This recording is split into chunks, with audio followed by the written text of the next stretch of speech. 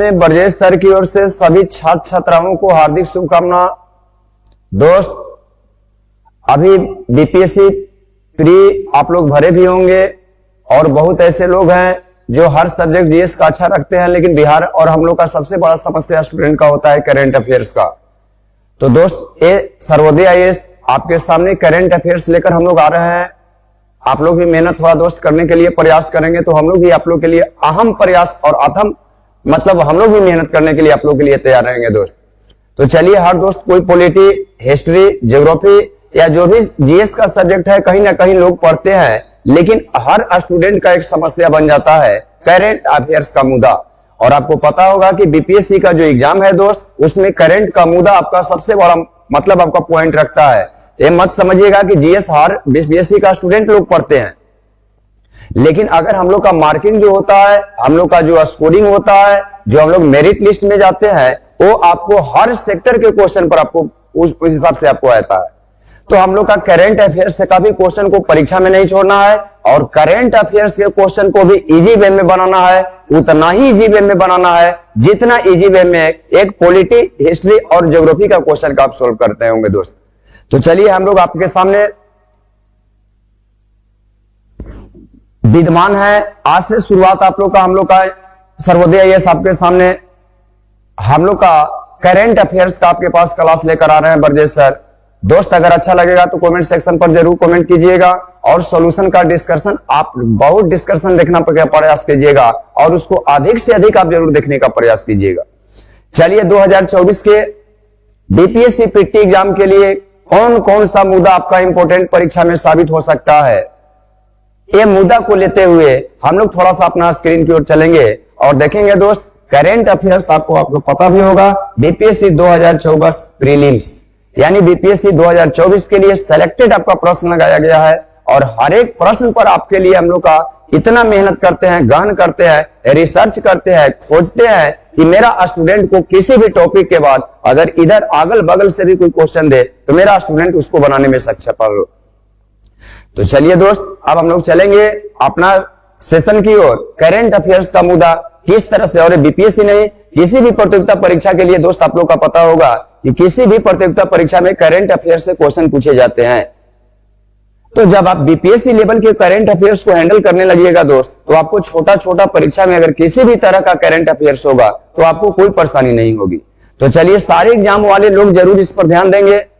SSC वाले लोग को भी ध्यान देना होगा, रेलवे वाले लोग भी ध्यान देंगे, बीपीएससी वाले तो स्पेशल ध्यान, स्पेशलाइजेशन आपका बीपीएससी के लिए ही है। और जो बिहार में दरोगा, सिपाही और भी जो छोटे छोटे एग्जाम को कंडक्ट करते हैं छात्र, सारे छात्र के लिए एक करंट अफेयर्स आपका सुनहरा अवसर होगा। इसीलिए ब्रजेश सर आपके सामने करंट अफेयर्स को लेकर और आप लोग का समर्थन रहेगा, दुआ रहेगा, प्यार रहेगा, तो ये करंट अफेयर्स का आपका क्लास हमेशा आपको इस चैनल पर मिलते रहेगा दोस्त। तो चलिए दोस्त, हम लोग आज का शुरुआत करते हैं सेशन से। देखते हैं कि आज के सेशन में हम लोग का पहला क्वेश्चन क्या आ रहा है। तो दोस्त, यहां पर आप लोग का सबसे पहले ध्यान देना होगा। पहला क्वेश्चन आप लोग देख रहे होंगे। देखिए, सबसे पहले हम लोग क्वेश्चन से डिस्कस करेंगे। आपका क्वेश्चन लिखा हुआ है विच ओजोन दिवस। चलिए दोस्त, इसमें तो सबसे पहले हम लोग का चर्चा करना होगा कि आखिर यह दिवस कब मनाया जाता है और इस दिवस की शुरुआत कब से हुआ है। तो दोस्त, थोड़ा सा आप लोग एक लाइन में समझिएगा कि जो ओजोन दिवस होता है, इसका शुरुआत 16 सितंबर 1987 से इस दिवस का शुरुआत हुआ है दोस्त। और आप लोग का पता भी होगा कि 16 सितंबर 1987 को जब वर्ल्ड के संगठनों की दिवस को मनाने के लिए घोषणा किया गया, तो आज आपका देश में या पूरे वर्ल्ड में 16 सितंबर को आप जानते होंगे विश्व ओजोन दिवस के रूप में मनाई जाती है। तो चलिए दोस्त, सबसे पहले तो हम लोग का एक और स्क्रीन पर आ रहा है, एक और आपको स्टैटिक यहां बन जाएगा कि ओजोन दिवस भी 16 सितंबर को मनाई जाती है। और 16 सितंबर 1987 से इस दिवस का आयोजन भी पूरे वर्ल्ड मतलब दुनिया में किया गया और इस दिवस पृथ्वी को रक्षा करने के लिए मनाया जाता है दोस्त। चलिए, अब देखते हैं कि इस दिवस का थीम आपका क्वेश्चन पूछ रहा है। तो थीम तो हम लोग चर्चा करेंगे, लेकिन सबसे पहले देखेंगे कि इसको आयोजन किस लिए किया जाता है। तो दोस्त, आप लोग का पता होगा कि जब हम लोग पृथ्वी से वायुमंडल में चलते हैं, वायुमंडल को दोस्त हम लोग बोलते हैं इंग्लिश में एटमॉस्फेयर, आप लोग का पता होगा कि पृथ्वी का एटमॉस्फेयर जो है वो 5 लेयर में विभाजित है, यानी 5 परत में विभाजित है। तो 5 लेयर में विभाजित है, तो पांचों लेयर जो होता है दोस्त आपको समझना होगा कि पांचों लेयर एक पैरेलल के रूप में होता है। और सबसे पहले ऊपर में जो होता है इसका नाम आप लोग समझे होंगे एक्सोस्फीयर कहा जाता है। एक्सोस्फीयर को दोस्त हम लोग हिंदी में बोलते हैं बाह्य मंडल, आप लोग पढ़े होंगे। उसके नीचे अब आइएगा, इस सेकेंड स्टेप में आपको मिलता है, इसको कहा जाता है आयनोस्फीयर। आयनोस्फीयर को दोस्त हिंदी में बोला जाता है आयन मंडल।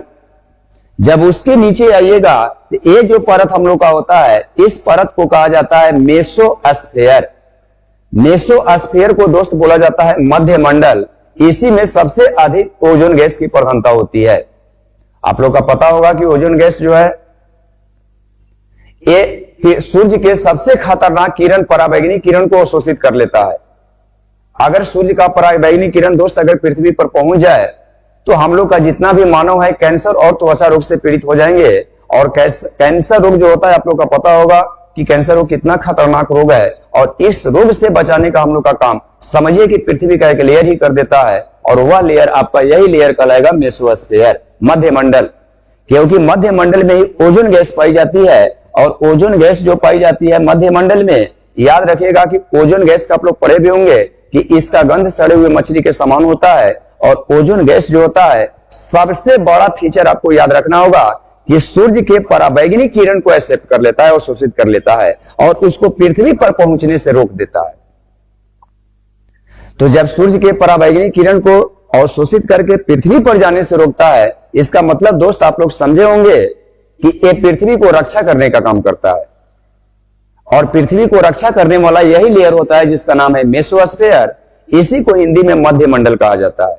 जब उसके नीचे आइएगा तो उसके नीचे वाला आपको मिलेगा जिसका नाम होगा स्ट्रेटोस्फीयर।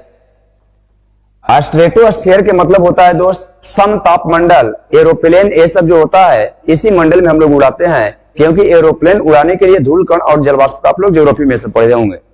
और उसके नीचे जब आइएगा तो सबसे नीचे इसमें आता है ट्रोपोस्फीयर।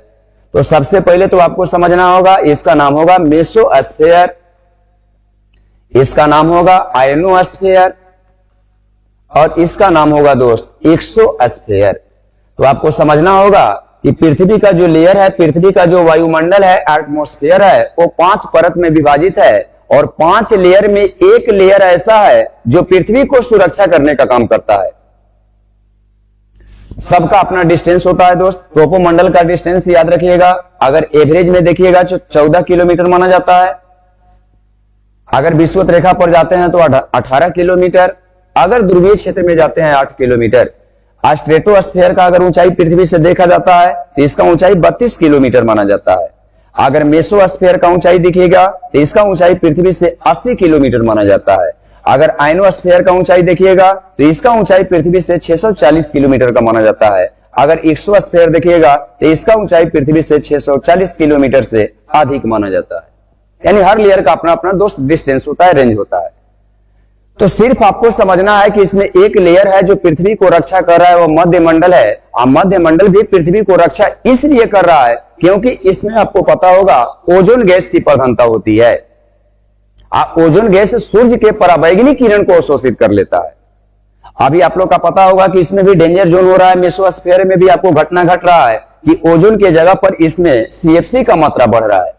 सीएफसी क्लोरोफ्लोरोकार्बन आप नाम सुने होंगे, जिसमें उष्मा का उत्सर्जन अधिक होता है तो गर्मी अधिक पड़ने का संभावना होगा।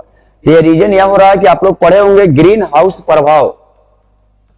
ग्रीन हाउस प्रभाव आप लोग पढ़े भी होंगे या ना भी पढ़े होंगे तो ध्यान दीजिए दोस्त। ग्रीन हाउस प्रभाव समझिए कि एक टेक्नोलॉजी है जिससे अंतरिक्ष से किसी एनर्जी को और ईंधन को खींचने का काम किया जा रहा है। और ग्रीन हाउस प्रभाव में सबसे अधिक ईंधन खींचने का काम दोस्त चीन किया है। और अभी तक पता चलता है कि ग्रीन हाउस प्रभाव से सबसे अधिक बेनिफिट उठा रहा है चीन। इससे चीन 27% ईंधन को खींच रहा है। चीन के बाद सेकंड स्थान पर हम लोग का यहां पर यूएसए आता है। यूएसए भी पता चलता है कि इसे 18% ईंधन को खींच रहा है। यूएसए के बाद आता है रूस से। रूस पता चलता है इसे 12% ईंधन को खींच रहा है। और रूस के बाद फिर आता है भारत। भारत इससे 8% ईंधन को खींच रहा है। तो कहने का मतलब है कि ये ग्रीन हाउस प्रभाव से जो खींचाखींची हो रहा है, यही कारण है कि इस परत में भी थोड़ा टेक्निकल फॉल्ट हो रहा है और इसमें ओजोन के जगह पर सीएफसी का मात्रा बढ़ने लगा है। और जब ओजोन की जगह पर सीएफसी का मात्रा बढ़ने लगा तो इस परत में छिद्र होने लगा है दोस्त, याद रखिएगा। और छिद्र होने से आज समझिए कि इस धरती पर कितना कैंसर पीड़ित क्या लोग ग्रसित हैं, हल्का छिद्र होने के कारण हुआ है दोस्त। तो वैज्ञानिक लोग ये प्रयास किया जा रहा है वैज्ञानिक लोग के द्वारा कि छिद्र को रोका जाए, बढ़ने से रोका जाए।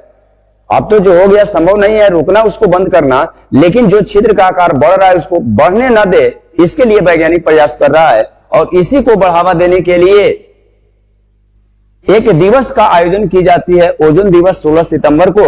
तो आपका क्वेश्चन पूछ रहा है कि हर साल इसका आयोजन किया जाता है दिवस का, और हर साल इस दिवस का आपका थीम पूछा जाता है। तो देखिए पूछ रहा है थीम के मतलब होता है दोस्त मुख्य मुद्दा। तो याद रखिएगा विश्व ओजोन दिवस 2023 का थीम क्या है, तो थोड़ा सा याद रखिएगा। इसका मुख्य थीम होता है मॉन्ट्रियल प्रोटोकॉल। तो दोस्त सबसे पहले तो आपको समझना है कि 2023 में जो विश्व ओजोन दिवस 16 सितंबर को मनाया गया, उसका मुख्य थीम क्या थी, तो आपको समझ